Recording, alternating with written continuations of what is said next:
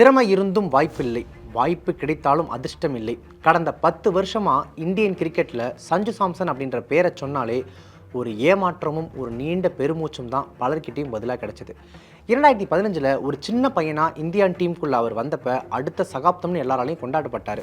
ஆனால் காலம் அவருக்கு அடுத்தடுத்து கொடுத்தது என்னவோ காத்திருப்பையும் ஏமாற்றங்களையும் மட்டும்தான். சஞ்சு சாம்சனா அவர்கிட்ட கன்சிஸ்டன்சியே இல்லையே, தேவையில்லாத ஷாட்ஸ் அடித்து விக்கெட்டை விட்டுருவார் அப்படின்னு கடந்த 10 வருஷமாக ஒட்டுமொத்த கிரிக்கெட் உலகமும் ரசிகர்களும் சஞ்சு மேலே எழுதின தீர்ப்பு இதுதான்.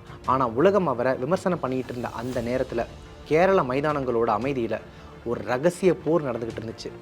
யாருமே பார்க்காத அந்த நள்ளிரவு நேரங்களில் ஒரு துறவி போல தான் மேலே இருந்த ஒவ்வொரு பிழையும் செதுக்கி செதுக்கி தன்னைத்தானே திருத்திக்கிட்டாரு சஞ்சு. 2024 உலகக்கோப்பை வெற்றியை கூட ஒரு ஓரமாக நின்று வேடிக்கை பார்த்த அந்த வழி, அந்த கப்பு எங்கேயோ இருக்கேன், தான் எங்கேயோ இருக்கேன், அந்த வெற்றியை தன்னால் முழுமையாக உணரக்கூட முடியல அப்படின்றது தான் அவருக்குள்ள ஒரு பெரும் நெருப்பு அப்போ மூட்டுச்சு. அதனால தான் சொல்கிறேன், இந்த 2026 உலகக்கோப்பை அவருக்கு வெறும் ஒரு தொடர் கிடையாது, அது தன் மீதான நம்பிக்கையை இந்த உலகத்துக்கு உறக்க சொன்ன ஒரு மரணமாஸ் வாக்குமூலம். 2026 T20 உலகக்கோப்பை, அதுக்கு முன்னாடி நடந்த மேட்ச்கள்லாம் அவருக்கு பெருசாக வாய்ப்பு கிடைக்கல. அபிஷேக் சர்மா உள்பட பல பேர் விளையாடிட்டு இருந்ததுனால டீம் ஃபுல்லாகவே இருந்துச்சு. ஒரு சில இடங்களில் தான் அவங்களாம் இன்ஜுரி ஆனாங்க அப்படின்னு சொல்லி ஒரு சில மேட்ச்களில் அவருக்கு வாய்ப்புகள் கிடைக்குது. அந்த வாய்ப்புகள்லையுமே பெருசாக அவரால் ஜொலிக்க முடியல. மறுபடியும் அதே விமர்சனங்கள் அவர் மேலே, இவருக்கு வாய்ப்பு கொடுக்குறதே வேஸ்ட்டு, கன்சிஸ்டன்சியே இல்லை, வருவார் ஏதோ சொற்பமாக சில ரன்கள் அடிப்பார், விக்கெட் விட்டுட்டு போயிட்டே இருப்பார் அப்படின்ற மாதிரி.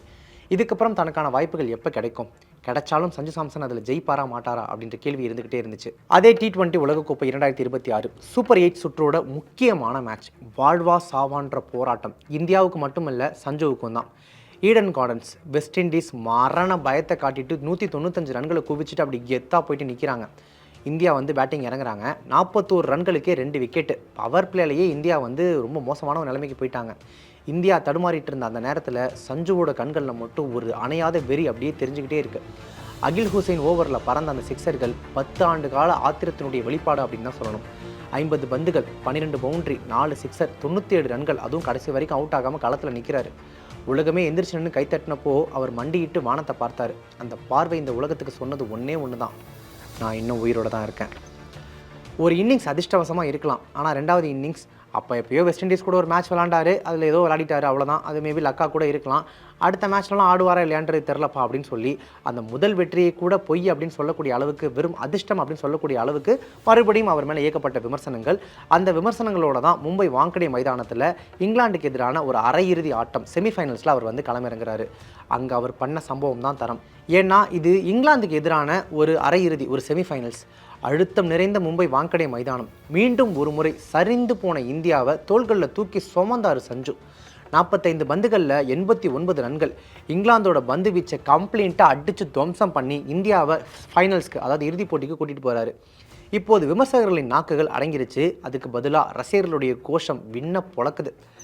10 வருஷம் ஏமாற்றத்தை அந்த ஒவ்வொரு சிக்ஸர்லையும் அடித்து தீர்த்து வச்சார் சஞ்சு. இன்றைக்கி இந்தியா ஃபைனல்ஸில் இருக்காங்க. அவங்க கப்பு தூக்குறாங்களோ இல்லையோ, ஆனால் அந்த ஃபைனல்ஸ் வரைக்கும் போயிருக்காங்க அப்படின்னா அதுக்கு சஞ்சு சாம்சன் போட்ட அந்த அஸ்திவாரம் மிக முக்கியமான ஒரு காரணம்.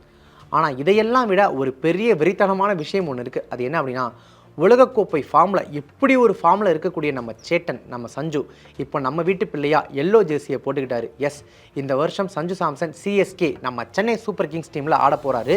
தோனியினுடைய வழிகாட்டுதல், சேப்பாக்கம் மைதானத்தோட அந்த எல்லோ சி மஞ்சள் கடல் ஆரவாரம் ரசிகர்கள் மத்தியில், இதுக்கு நடுவில் இப்போ இருக்கிற இதே முரட்டு ஃபார்மில் நம்ம சஞ்சு பேட்டிங் பண்ண அப்படி என்ட்ரி கொடுத்து மைதானத்துக்குள்ளே வந்தார்னா எப்படி இருக்கும்? நினச்சி பார்க்கும்போதே அப்படியே உடம்பெல்லாம் செலுத்து போதில்லை. இன்றைக்கி T20 உலகக்கோப்பையினுடைய இறுதிப் போட்டி ஃபைனல். இன்றைக்கி அவர் சதம் அடிக்கலாம் அல்லது டக் அவுட் ஆகலாம். அவர் வந்து வழக்கம் போல் ரன்களை குவிக்கலாம் அல்லது விக்கெட் வீழ்த்துட்டு போயிட்டே இருக்கலாம். ஆனால் ஆட்டத்தினுடைய முடிவை பற்றி இப்போ எந்த கவலையுமே நமக்கு கிடையாது. ஏன்னா சஞ்சு சாம்சன் ஏற்கனவே ஜெயிச்சிட்டாரு. தான் மீதான அவநம்பிக்கையை அவர் ஜெயிச்சிட்டாரு. 10 ஆண்டு கால புறக்கணிப்பு அவர் ஜெயிச்சிருக்காரு. இந்திய கிரிக்கெட் வரலாற்றில் அபாரமான திறமை இருந்தும் என்ன பண்ணுறது அப்படின்ற மாதிரியான மோசமான அடையாளத்தில் இருந்து அசைக்க முடியாத ஒரு மேட்ச் வின்னர்ரா அந்த ஆள் அப்படின்னு சொல்லக்கூடிய அந்த இடத்துக்கு சஞ்சு உயர்ந்து வந்துட்டார். வெற்றி தோல்வி அப்படிங்கிறது ஜஸ்ட் ஒரு நாளோட முடிவு, ஆனால் போராட்டம் அப்படிங்கிறது ஒரு வாழ்க்கை முறை. சஞ்சு சாம்சன் இன்னைக்கு வெறும் ஒரு கிரிக்கெட் வீரர் மட்டுமல்ல, அவரை மாதிரியே விழுந்து எழுந்த பலருடைய அடையாளமாகவே இருக்காரு. இந்த T20 வேர்ல்டு கப் சீரீஸில் சஞ்சு சாம்சனுடைய பர்ஃபார்மன்ஸ் எப்படி இருந்துச்சு, அதை பற்றின உங்களுடைய கருத்துக்களை கமெண்ட்ஸை சொல்லுங்கள். Subscribe to One India and never miss an update.